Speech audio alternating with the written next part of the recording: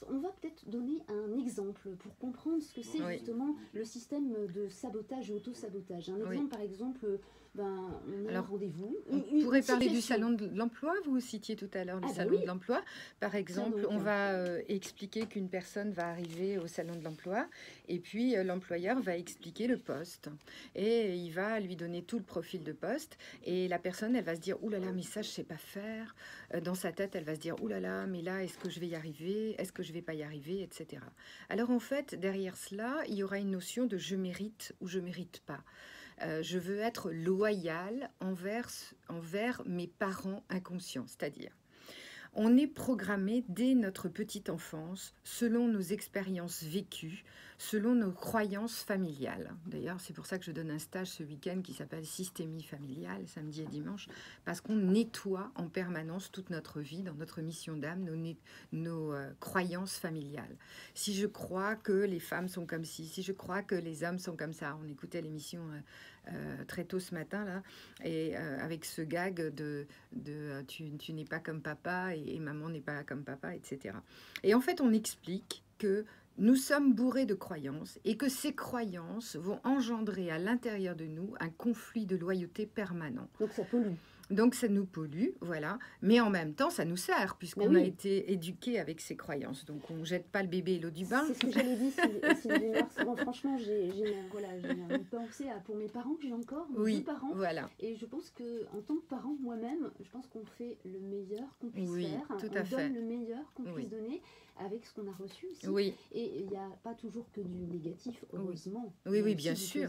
Bien sûr, il y a une notion, simplement, il y a du positif, il y a du négatif. Et le négatif va en plus nous servir à l'intérieur de nous à transmuter le positif. Si par exemple, moi je sais que j'ai eu un papa qui était un petit peu violent, un peu sévère, eh bien j'enseigne la communication non violente. C'est grâce à lui que je suis psy peut-être. Voilà. Merci, papa. Voilà.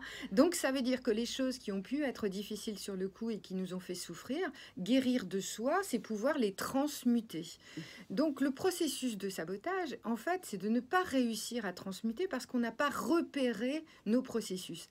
Donc quand on va se dire je suis pas capable, je mérite pas, on fait de l'auto-sabotage déloyal envers nous-mêmes. Donc l'idée c'est de dire je vais essayer, je vais faire du mieux que je peux, etc., etc. Mais les processus encore, j'ai envie de dire entre guillemets plus pervers, c'est ceux où tout d'un coup on reçoit. Et là c'est difficile de recevoir, c'est beaucoup plus facile. Je disais à un patient hier qui me disait « Ah mais j'adore donner ». Je disais « Il est important maintenant en thérapie de travailler sur votre équilibre du donner et du recevoir ». Et il me dit « Mais j'adore donner ». Oui, d'accord. Et comment recevez-vous ? Vous savez, c'est pas si facile de pouvoir dire je reçois. Vous allez dire voilà, je vais vous dire j'aime beaucoup votre pull, Valérie, par exemple, et vous allez me dire Sylvie, si vous le voulez, je vous le donne. Eh bien, de là à dire oh oui, merci, je serais ravie, etc., etc.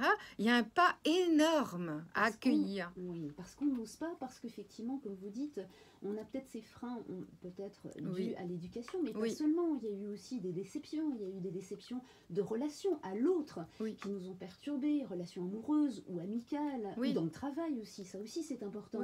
Mais ce processus justement d'auto-sabotage, comment peut-on le repérer? Est-ce qu'il y a des signes? Alors, en fait, c'est d'ailleurs ce qu'on va faire ce soir. Mon ami André Harvey, qui est québécois, que je fais venir. On l'entendra tout à l'heure vers 9h30 avec son doux accent québécois. Oui. Il a fait des chansons thérapeutiques, j'ai envie de dire un petit peu.